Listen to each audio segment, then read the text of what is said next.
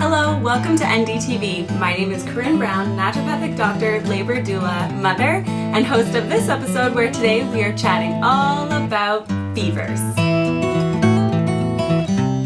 A fever is your immune system's first line of defense against an invading pathogen or bug which could be making you sick. So many times a fever is mismanaged because it's just misunderstood, so we're going to clear that up here today. Think of your immune system as a surveillance team for your body to pick off any pathogens or bugs that are trying to make you sick. They've got snipers on the rooftop, they've got soldiers on the ground, and everyone's got a different method of gobbling up those bugs and getting them out of your body. If your immune system is weakened because you've been overworked or underslept, sometimes a bug can slip past that surveillance and can take hold and try to make you sick. Healthy body temperature is about 37 degrees Celsius, give or take 0.5 degrees, and is set by a part of our brain called the hypothalamus. In the case of a weakened immune system and a sneaky little bug that got in there, the body releases something called prostaglandin E2, which is basically just a signal that floats up to the brain and says, hey, we've got a pyrogen or a pathogen who needs to be kicked out of here with a fever. So the hypothalamus says, all right, let's do this. Let's smoke them out. Is it getting hot in here? So when the hypothalamus increases the body temperature, it does this in two ways. It retains the heat that we already have in our body by constricting our blood vessels and keeping them away from the surface of the body so no heat is lost.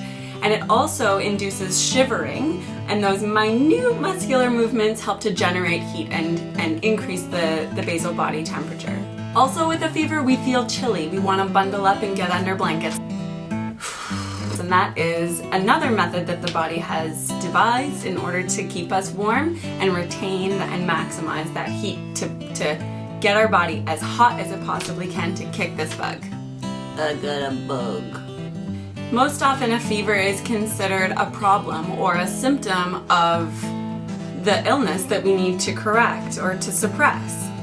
However, the fever is the solution to the problem, and it's the body saying, hey, we got something going on here, we gotta try to take care of this.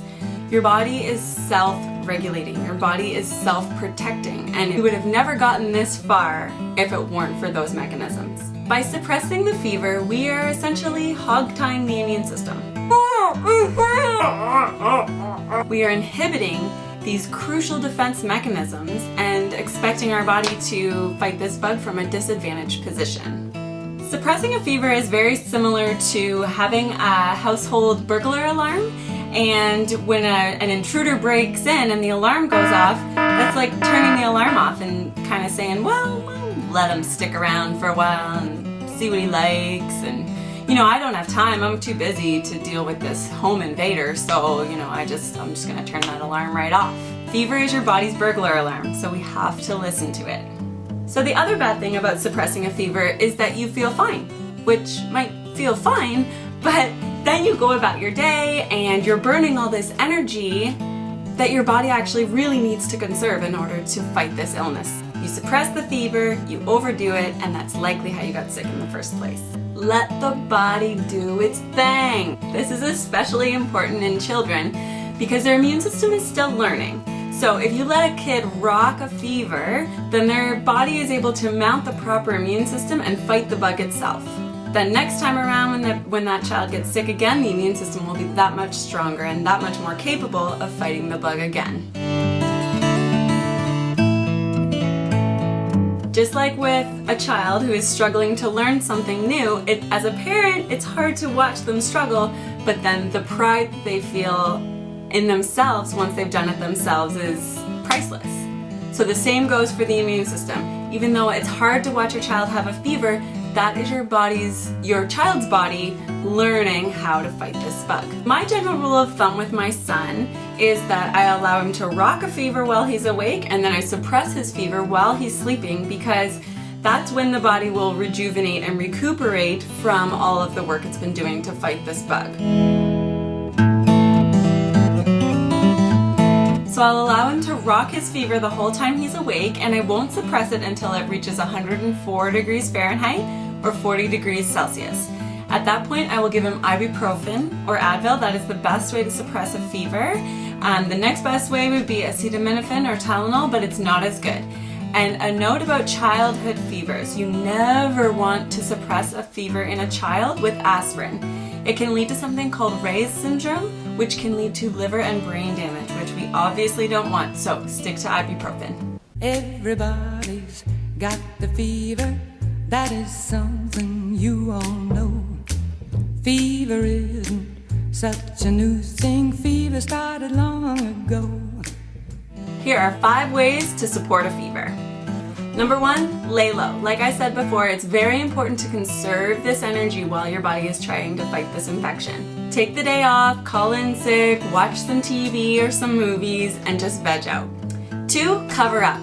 As I said before, it's very important to stay warm, so lots of layers and lots of blankets and even a heating pad would be amazing to help build that fire. 3, hydrate. Oh my goodness, this is crucial. Think about your body burning. It is getting dehydrated like crazy. So the one thing that you must do with a fever is hydrate like crazy.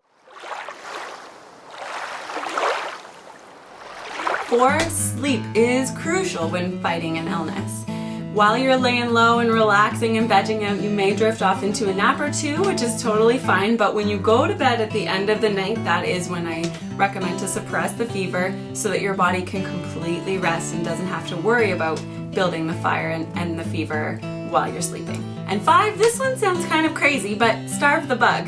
Often when you have a fever, your appetite is low, and that is okay. So if your kid is saying, "I'm not hungry, Mom, I'm not hungry," that's fine. It's very normal for the appetite to be suppressed because your body, again, is very intelligent and is trying to starve the bug. A note to my list members out there, check your email again on Friday. You're going to be getting another bonus document. This one, just save or print off and kind of keep it for reference. It's going to have all of the different ranges for the different modes of taking temperature. So there'll be an oral range, an anal range, an ear range, and an axillary or an armpit range. And also it'll have a recipe for a vitamin pop that you can give to kids or yourself when you have a fever. If you haven't signed up yet for the Brown Roots email newsletter list, you can do so at brownrootswellness.com/signup. The benefit to doing this is that you get even more free information and tools and resources than you do from these videos. If you liked this video and you learned a thing or two about fevers, please like it and leave a comment below. And if you know someone else who might benefit from this information, please spread the naturopathic love and pass this video along. Thank you so much for watching. And remember, if mama ain't healthy, ain't nobody healthy. We'll see you next time on NDtv. Fever till you sizzle, what a lovely